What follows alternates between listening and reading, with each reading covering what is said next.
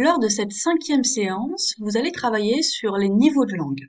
L'objectif sera d'identifier et d'employer correctement les niveaux de langue. Pour ce faire, vous allez vous aider de votre manuel, page 353, vous y retrouverez la leçon, et page 354, vous y retrouverez les exercices. Pour ceux qui n'ont pas le manuel, vous avez toujours les liens ici.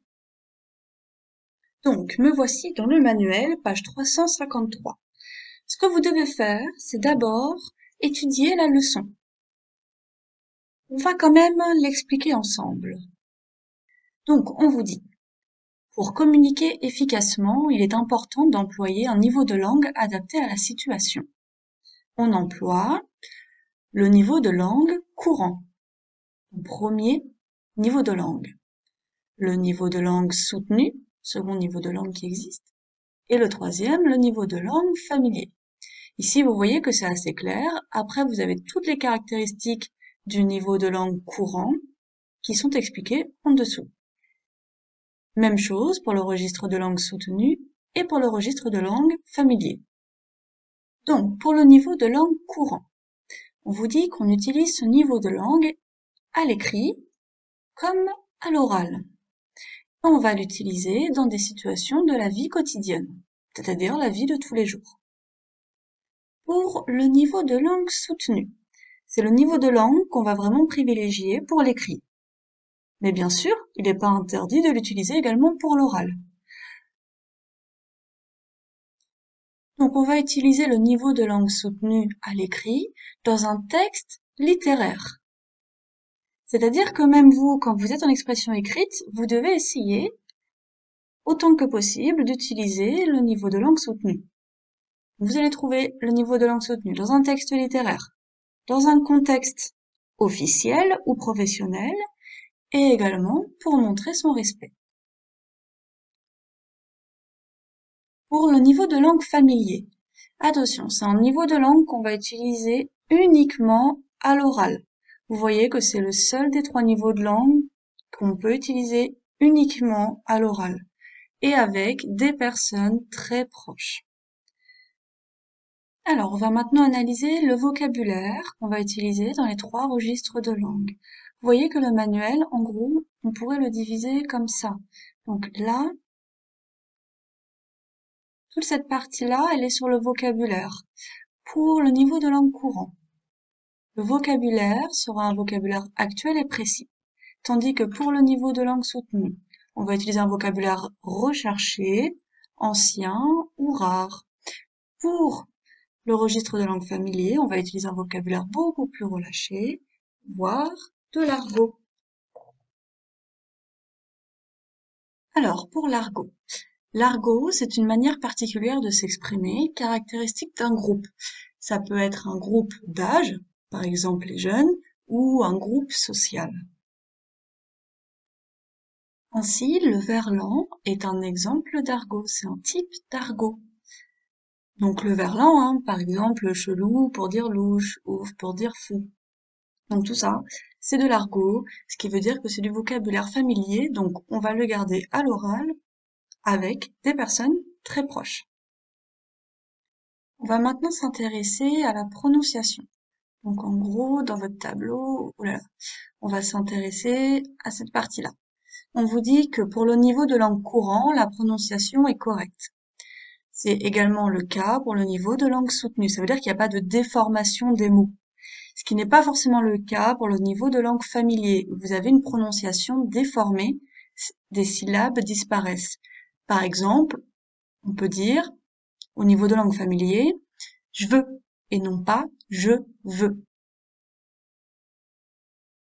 Maintenant, au niveau de l'utilisation des temps. Donc, on va s'intéresser à cette partie-là du tableau. Vous voyez que pour le niveau de langue courant, on va utiliser le passé composé, à l'écrit comme à l'oral.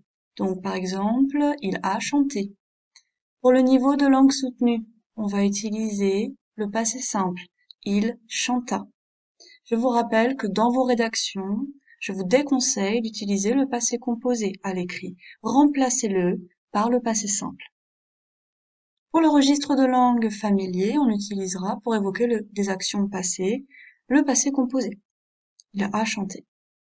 On va maintenant s'intéresser aux constructions grammaticales qui sont caractéristiques de chacun des registres de langue. Premier point, pour le registre de langue courant, on vous dit qu'on utilise des phrases simples. C'est-à-dire, je vous rappelle, on l'a vu, une phrase simple, c'est une phrase qui est composée d'un seul verbe.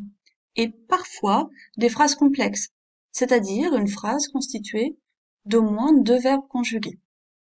Au niveau de langue soutenue, on va utiliser des phrases qui sont plutôt complexes, c'est-à-dire avec au moins 2 verbes conjugués. Et au niveau de langue familier, on va utiliser des phrases simples. Alors maintenant, on va prendre cette partie-là du tableau. L'ordre des mots dans une question. Il y a 3 manières de poser une question. Première manière, en inversant le sujet et le verbe. Par exemple, veux-tu jouer avec moi? Donc ici, on a inversé le sujet et le verbe, puisque dans une phrase déclarative, on aurait eu « tu veux jouer avec moi ». Deuxième manière, on rajoute « est-ce que ». Est-ce que tu veux jouer? Et troisième manière de poser une question, vous gardez l'ordre des mots de la phrase déclarative et juste vous ajoutez un point d'interrogation. Tu veux jouer avec moi? Ensuite, on vous dit le niveau de langue courant. Dans une question, on inverse sujet et verbe. Donc ça veut dire que ça correspond au niveau de langue courant. Deuxième possibilité, où on emploie est-ce que. Donc, ce serait ce cas-là. Pour le niveau de langue soutenue, dans une question, on inverse toujours sujet et verbe, ce qui correspond à notre premier cas. Donc ça, c'est pour le registre soutenu. Et au niveau de langue familier, les questions sont marquées uniquement par l'intonation. Ça veut dire, c'est notre troisième cas, on garde l'ordre des mots de la phrase déclarative, mais au lieu d'avoir un point, on va avoir un point d'interrogation. Donc voilà, ici je vous ai résumé les différentes possibilités. La première phrase, quand on inverse le sujet et le verbe dans une question, cela peut correspondre au registre courant et au registre soutenu. Deuxième cas, on utilise est-ce que. Dans ce cas-là, c'est le registre de langue courant. Et troisième cas, on prend l'ordre des mots de la phrase déclarative en ajoutant le point d'interrogation.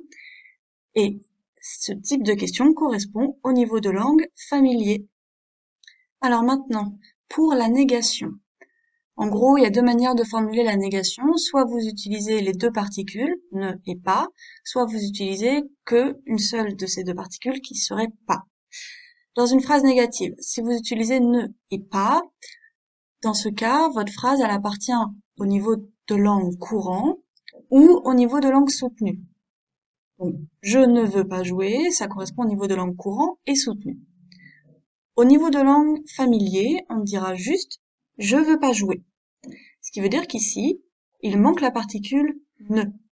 C'est pour ça que quand vous êtes en rédaction, à l'écrit, attention, il faut absolument employer le ne. Je ne veux pas.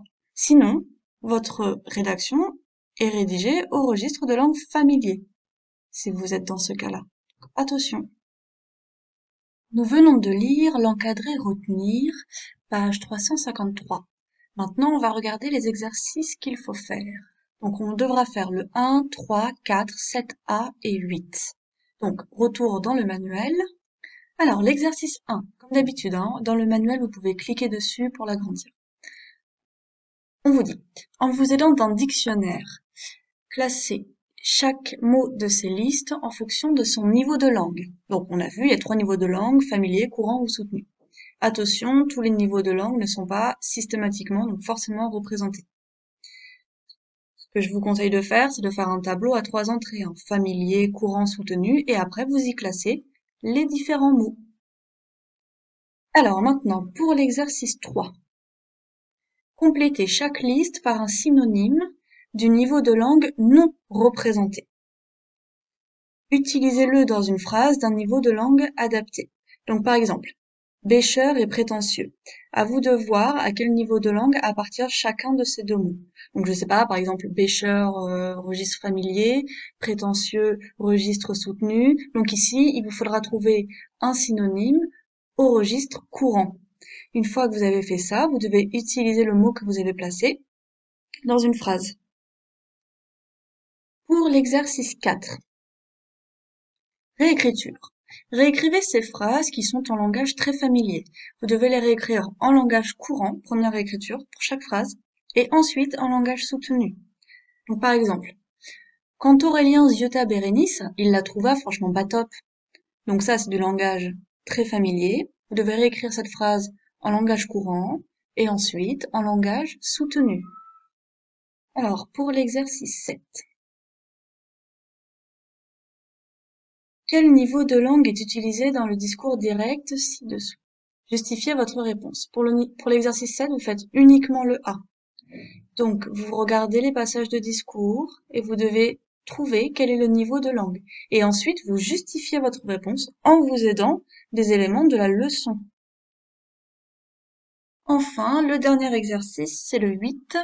Quel niveau de langue est utilisé dans l'extrait? Justifiez votre réponse. Et ensuite, réécrivez le texte en utilisant les deux autres niveaux de langue. Donc, par exemple, si vous pensez que c'est du registre courant, vous justifiez votre réponse. Et après, vous réécrivez le texte au registre familier et ensuite au registre soutenu. Donc ça, ce sont des exemples. Voilà, les explications de la séance 5 sont maintenant finies. Je vous souhaite bon courage.